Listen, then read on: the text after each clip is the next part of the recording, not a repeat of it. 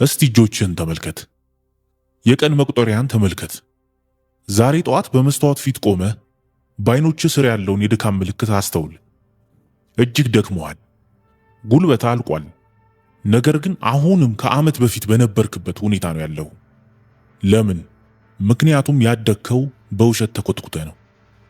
ከልጅነት ጀምሮ አንገትህን ደፍተህ ጠንክረህ ከሰራህ፣ ትንሽ ከተሰቃየህና ከታገስክ ዓለም ዘውድ ትጭንልሃለች የሚል ቆንጆ ክቡር የሚመስል ግን መርዛማ ውሸት ሲነገርህ ኖሯል። ዋሽተውሃል። ዓለም ከባድ ድንጋይ የተሸከሙትን ሳይሆን የድንጋይ ማውጫውን የያዙትን ባለቤቶቹን ነው የሚሸለመው። በታሪክ ውስጥ ጠንካራ ሰራተኞች ነገስታት አልነበሩም፣ ባሮች እንጂ። ፒራሚዶችን የገነቡት እነሱ ናቸው። ነገር ግን በፒራሚድ ውስጥ የተቀበሩት እነሱ አይደሉም። አሁን በዚህ ሰዓት በገዛ ላብህ ለሌላ ሰው ክብር ሐውልት እየገነባ ነው። ጨዋታው እንደተጭበረበረ የሚሰማ ስሜት ትክክል ነው። ጨዋታው ተጭበርብሯል። ነገር ግን ኒኮሎ ማኪያቬሊ ጨዋታውን እንዴት መልሶ ማጭበርበር እንደሚቻል ያውቅ ነበር። ኃይል ወይም ፓወር የሚመነጨው በግጭት ወይም በድካም ሳይሆን በብልሃትና በአቅም ማጉያ እንደሆነ ያውቅ ነበር። መስራት አቁምና አዳምጥ። ምክንያቱም መልካም ምግባር ነው ብለህ የምታስበው ነገር ሁሉ በእውነቱ እስር ቤት ነው። አሁን የልፋት አምልኮን ልናፈርሰው ነው። የሥራ ስነ ምግባርህን ስነ ልቦናዊ ምርመራ ልናደርግለት ነው።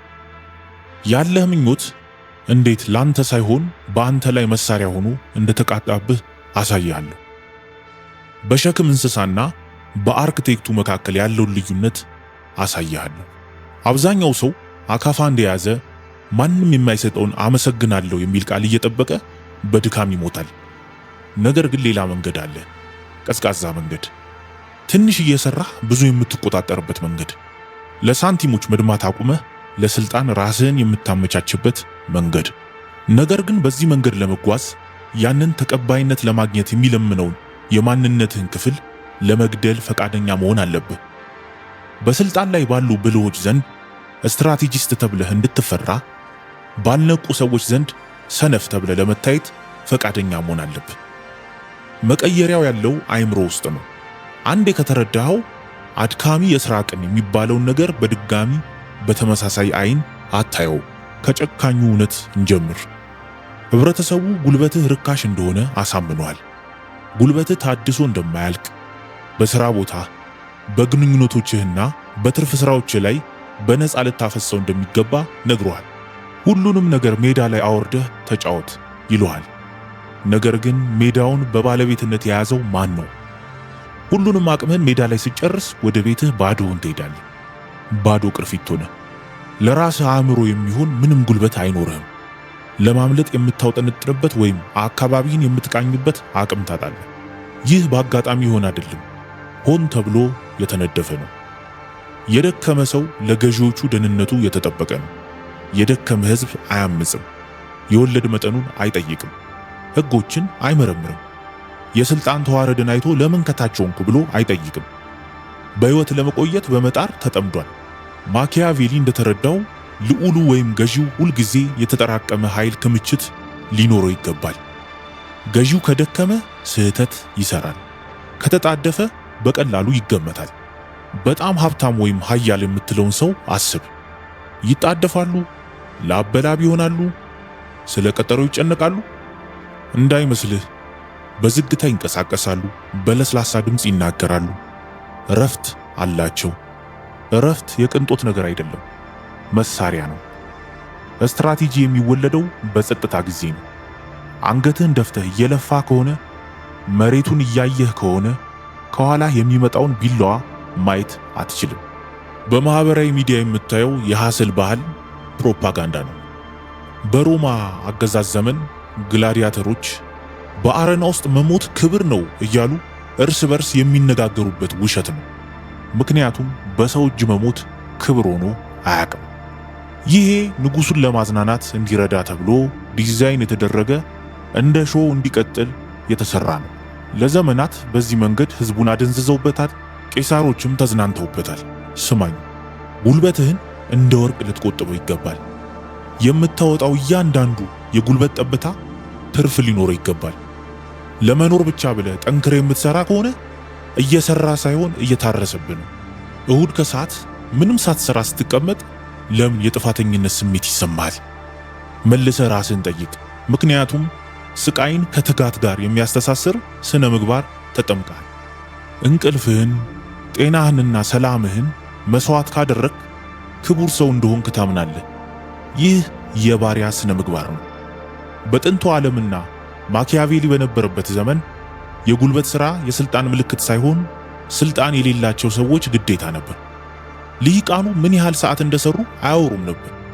የሚያወሩት ስለ ተጽዕኖአቸውና በአንድ ፊርማ ሰራዊትን የማንቀሳቀስ ችሎታቸውን ነበር። ዛሬ ግን ይህንን አስተሳሰብ እንሽረዋለን። ሲኢኦዎች ስራን ምን ያህል እንደሚወዱ ለማሳየት በጠዋት ይነሳሉ። ኢንፍሉዌንሰሮች ራሳቸውን እስኪያሳምሙ ሰርተው ሆስፒታል የገቡበትን ፎቶ ይለጥፋሉ። ይህ በሽታ ነው። ሰውነትህን እንደማትመልሰው የተከራይ መኪና እየቆጠርክ ነው። ማኪያቬሊ ይህንን ቢያይ ይስቅ ነበር። ያለህን ብቸኛ መሳሪያ አእምሮህንና አካልህን ለይስሙላ ብሎ ማጥፋት እብደት ነው ይል ነበር። ህመም የምስክር ወረቀት አይደለም። ስቃይ መገበያ ገንዘብ አይደለም። ባንክ ሄደህ መቃጠልህን ማስቀመጥ አትችልም። ዋጋህን ከድካምህ መለየት አለብህ። ጠቃሚ የሆንከው ስለተሰቃየህ ሳይሆን ስለምትቆጣጠረው ነገር ነው። የሚገርምህ ነገር ስርዓቱ ሰማዕታትን ይወዳል። ትርፍ ሰዓት ክፍያ ሳይጠይቅ አምሽቶ የሚሰራን ሰራተኛ ይወዳል። ሁሉንም ሰጥቶ ምንም የማይጠይቅ አጋርን ይወዳል። ይበላቸዋል፣ ያብላላቸዋል። ከዚያም እንደ ቆሻሻ ያስወግዳቸዋል፣ ይተካቸዋል። ይህን ተረዳ። አንተ ተተኪ ነህ። ዛሬ በሥራ ገበታ ላይ በድንገት ብትሞት የሥራ ማስታወቂያው ለቀብር ከሚወጣው ማስታወቂያ በፊት ይወጣል። ማሽኑ ለብሎኑ አያለቅስም፣ አዲስ ብሎን ይተካል። ታዲያ ለምን ትሞትለታለህ? ዝቅ ባለ ሥራ ላይ በጣም ጎበዝ ከሆንክ ያንን ሥራ መስራትህን እንድታቆም ፈጽሞ አይፈቀድልህም። ብቃት ወጥመድ ነው። ከባድ ሸክም መሸከም እንደምትችል ለዓለም ስታሳይ ዓለም ምን የምትል ይመስልሃል? ይበልጥ ከባድ ሸክም ትጨምርብሃለች። ተመልከቱ ምን ያህል ጠንካራ እንደሆነ፣ ተጨማሪ መሸከም ይችላል ትላለች። አንተም ማረጋገጫ ስለምትፈልግ፣ ጥሩ ሰው መሆን ስለምትፈልግ ትቀበለዋለህ። እሺ ትላለህ። ብቃት የሌለው አለቃህን፣ ሰነፍ የሥራ ባልደረባህንና የተመሰቃቀለው ቤተሰብህን ሸክም ትሸከማለህ። የሸክም አህያ ትሆናለህ። ማኪያቬሊ ልዑሉን የመከረው ተወዳጅ ያልሆኑ ሥራዎችን ሌሎች እንዲሰሩለት፣ እጁን የሚያቆሽሹ ሥራዎችን ለሌሎች እንዲተዉ ነው። ይህ ብዙውን ጊዜ እንደ ጭካኔ ይተረጎማል። ነገር ግን በእውነቱ ቅልጥፍና ነው። ስልታዊ አለመቻልን ልትለማመድ ይገባል። ጎበዝ ልትሆንባቸው የማይገቡ ነገሮች አሉ። ልትካናቸው የማይገቡ ሥራዎች አሉ። ምክንያቱም ከተካንካቸው ያንተ ዕጣ ፈንታ ይሆናሉ። ፕሪንተር በመጠገን ምርጡ ከሆንክ ዕድሜ ልክህን ፕሪንተር ጠጋኝ ሆነ ትኖራለህ። የአለቃህን ኢጎ በማሸት ምርጥ ከሆንክ ዕድሜ ልክህን ስሜታዊ ጠጋኙ ትሆናለህ። ክህሎትህን ከፍተኛ ተጽዕኖ ባላቸው እንደ ስትራቴጂ፣ ውሳኔ አሰጣጥ፣ ግንኙነት ላይ አድርግ። ሌሎች በጣም ፈጣን ታይፕ ጸሐፊ ወይም ፈጣን ኢሜይል መልስ ሰጪ ለመሆን ይሽቀዳደሙ። በመጋዘኑ ውስጥ በጣም ጠቃሚው መሳሪያ በመሆን ይሸለሙ። መሳሪያዎች ጥቅም ላይ ይውላሉ፣ ይደክማሉ፣ ከዚያም ይጣላሉ። አንተ ግን መሳሪያውን የሚጨብጠው እጅ መሆን አለብህ። ይህ እንዲሰማህ የሚያደርግ የትምክህት ደረጃ ያስፈልጋል። አንድን ሥራ አይተህ ይህ ለኔ ደረጃ አይመጥንም ማለት አለብህ። ይህ ከንቀት ሳይሆን የራስን ዋጋ ከመረዳት የሚመነጭ ነው። ጊዜህን ዜሮ ዋጋ ካወጣለት ዓለምም ዜሮ ዋጋ ትሰጠዋለች። ለድካም በጎ ፈቃደኛ አትሁን። ስልጣን ለማይሰጡ ተጽዕኖ ፈጣሪ ለማያደርጉ ችግሮች እጅ ማውጣት አቁም።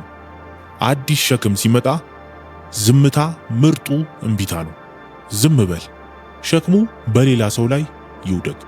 አንበሳ የጉልበተኛ ምሳሌ ነው። ተኩላዎችን ያስፈራል፣ መሰናክሎችን በጉልበት ይሰብራል። እሱ የጠንካራ ሥራ ተምሳሌት ነው። ያገሳል፣ ይዋጋል፣ ይደማል። ቀበሮ ግን የተለየ ነው። በአካል ደካማ ነው። ተኩላው መውጋት አይችልም።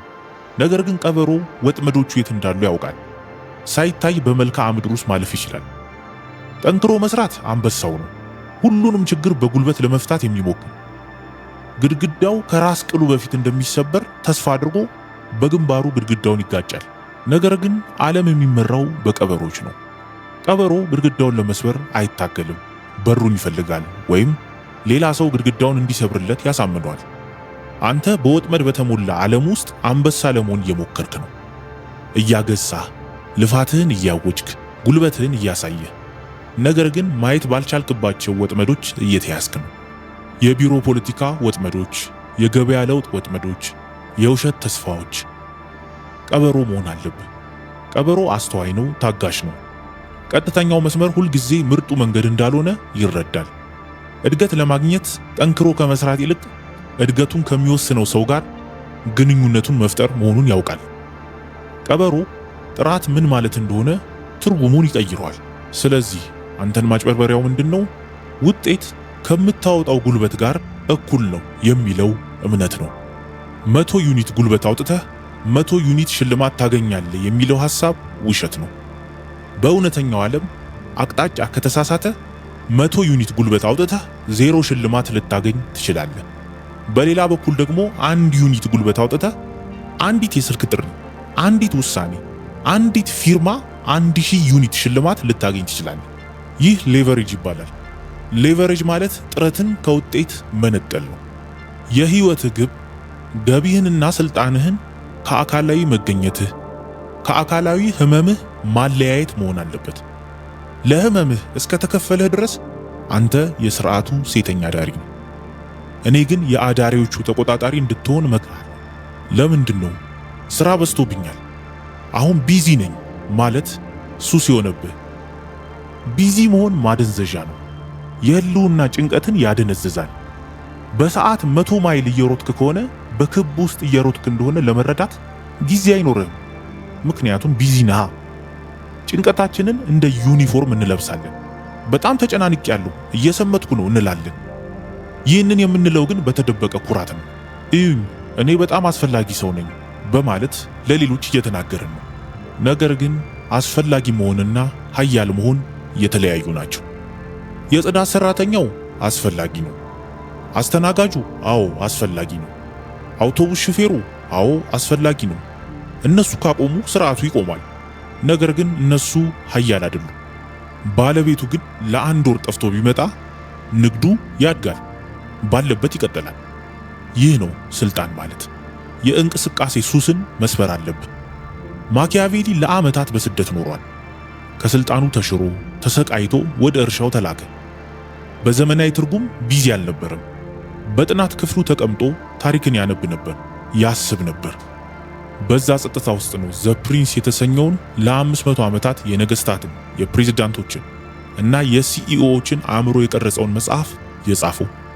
ታላቁ ስራው የመጣው ከጸጥታው እንጂ ከተጣደፈ እንቅስቃሴ አይደለም። ቀኑን ሙሉ እርሻ በማረስ ጠንካራ ሰራተኛ ለመሆን ቢሞክር ኖሮ ስሙንም አናቀውም ነበር። ብልህነትህን በኢሜሎች ተራራ ስር እየቀበርከው፣ አቅምህን በቱዱ ሊስት ባህር ውስጥ እያሰጠምከው። ጩኸቱን በጭካኔ ማስወገድ አለብህ፣ በትንሹ ስራ፣ ነገር ግን ስትሰራ ገዳይ በሆነ ትኩረት። ስናይፐር አንድ ጥይት ነው የሚተኩሰው። መትረየስ ተኳሽ በሺዎች የሚቆጠሩ ይተኩሳል። ማን ይበልጥ ያፈራል ብለህ ታስባለህ? የማይታየው የሚጠብቀውና የማይስተው ስናይፐር ነው። ስናይፐር ሁን። ሰማይ ጠቀስ ህንፃዎችን ተመልከት። በመቶዎች የሚቆጠሩ ሰዎች በብረት ምሰሶች ላይ ተንጠልጥለዋል። ይበይዳሉ፣ ያያይዛሉ፣ ላባቸውን ያንጠባጥባሉ። የከፋው ነገር ደግሞ ህይወታቸውን ለአደጋ ያጋልጣሉ። እነዚህ ግንበኞች ናቸው። መሬት ላይ ጠንክረው እየሰሩ ነው። ምናልባት ኪሎሜትሮች ርቆ በሚገኝ ቢሮ ውስጥ አንድ ሰው ንድፍ ይመለከታል።